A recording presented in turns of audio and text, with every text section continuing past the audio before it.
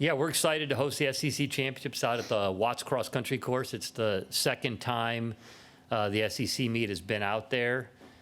It's a great course. Obviously, we're always feel very fortunate to have such a fine facility that we've been able to host now the second SEC Championships and multiple NCAA regional championships. SEC meets obviously, it's the start of the championship season for us, so we're it's kind of the time of year we point towards. Last year, we're coming off of the men were 4th last year. The women were 6th last year.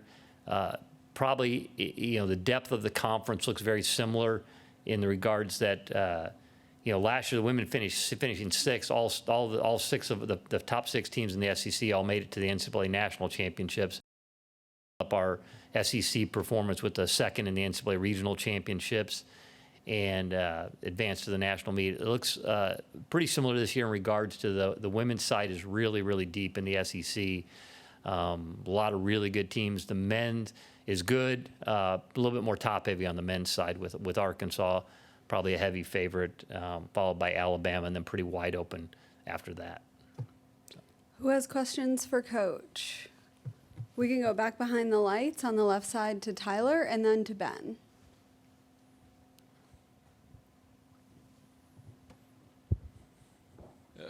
Wendell, how would you say kind of your overall performance at the Artura was, and what'd you like from that, and then how much does being at home for the SECs help you guys?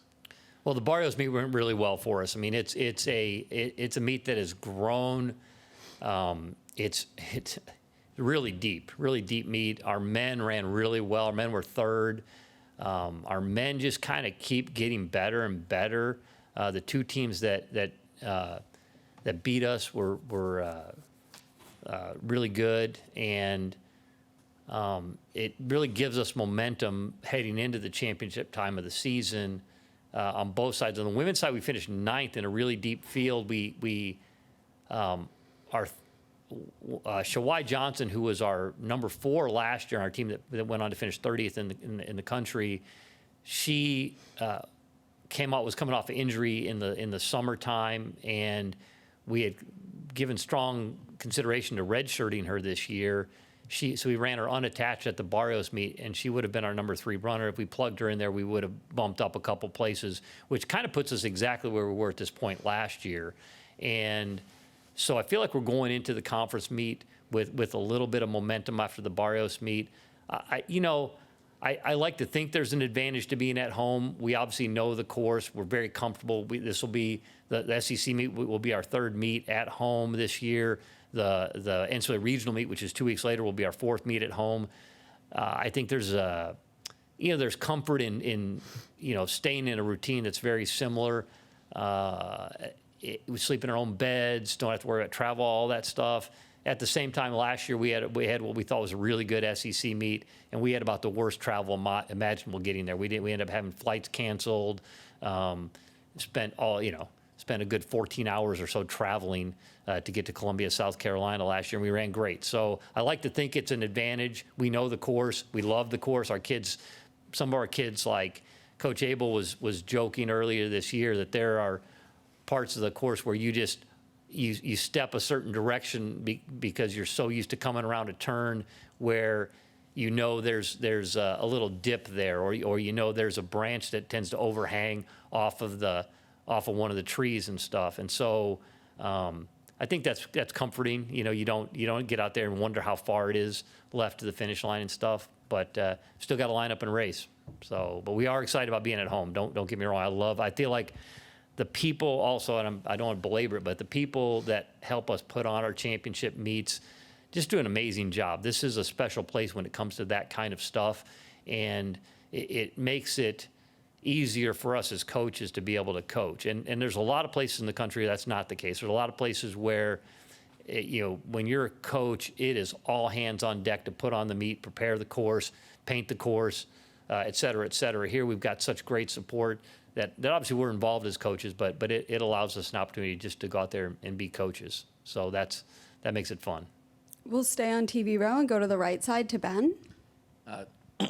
You kind of touched on the home course advantage aspect. I guess just how do you feel like y'all are health-wise heading into this, just physically? And I know you mentioned, a couple people battling some illnesses, specifically San Juanita as well. Yeah, I mean, that was a tough blow. We haven't talked much about that, but we lost SJ for the season.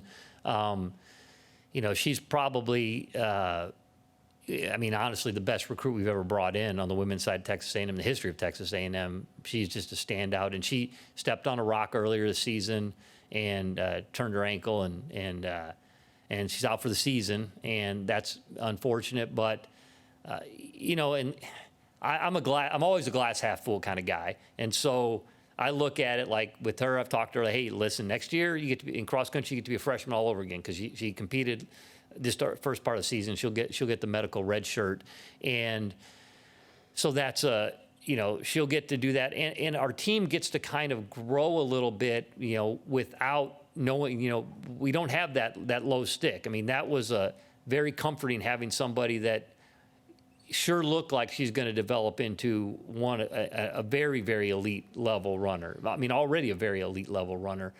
So you hate to lose her for the season because that provides that nice cushion when somebody's running that well.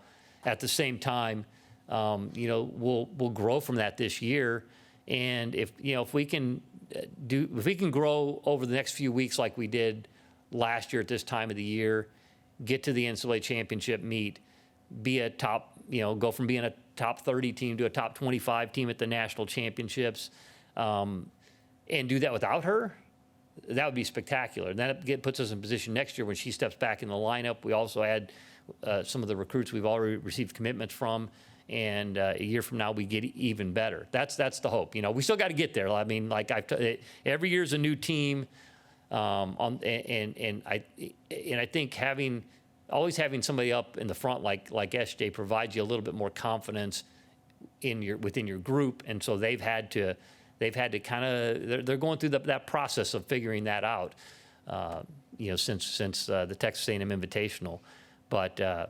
Other than that, we've been pretty healthy. I mean, we went through the phase of illness and stuff like that. Hopefully that's all out of our system now. I think talking to every cross-country coach in the country, I think everybody's kind of gone through that one point this fall.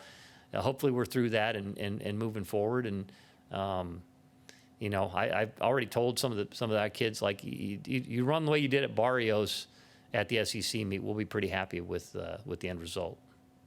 We'll go third row on the left side to Luke. Talented underclassmen that are really impressing so far. Yeah, I mean, on the women's side, Maddie Peters has stepped up as a freshman. She was our number one runner in the last meet. She was actually, until this year, was the course record holder for the high school 5K on our course. And so maybe she just likes running our course. I don't know, but she ran really well at the Barrios meet. Megan Roberts, who's a local product, who's a redshirt freshman for us in cross country, has really developed well. And those are the kind, I mean, Megan is one of those, she's kind of one of those stories we like telling as coaches. We all love recruiting the superstars out of high school. We also love, I was just talking to somebody this morning, we love the developmental process. We love talking about those kind of stories. And she's done a fantastic job for us. Kennedy Fontenot has continued to be, she's a junior, solid as a rock. I mean, she's going to, I'm excited to see her, not only a progression in cross country, but really excited to see her on the track this year, where she's got the potential to be one of the best steeplechasers in the country. She just has a kind of a knack for that event. On the men's side, the guys that have been leading the charge, Zach Munger and Jack Johnston, they're sophomores. We didn't redshirt them as freshmen last year. In hindsight, maybe it would have been nice to redshirt them, but they really grew a lot last year. And I mean, they're running at a level. If you would have told me when we recruited them they'd be running this well this early in their careers, I would have been. I don't know if I would believed you. I mean, it's really the kind of their trajectory has been really kind of off the charts. And I mean, our men's team before this year, we'd never had more than, I think, 3 athletes break 24 minutes for the 8K course on our home course at one time. At the A&M Invitational, we had 5 do it.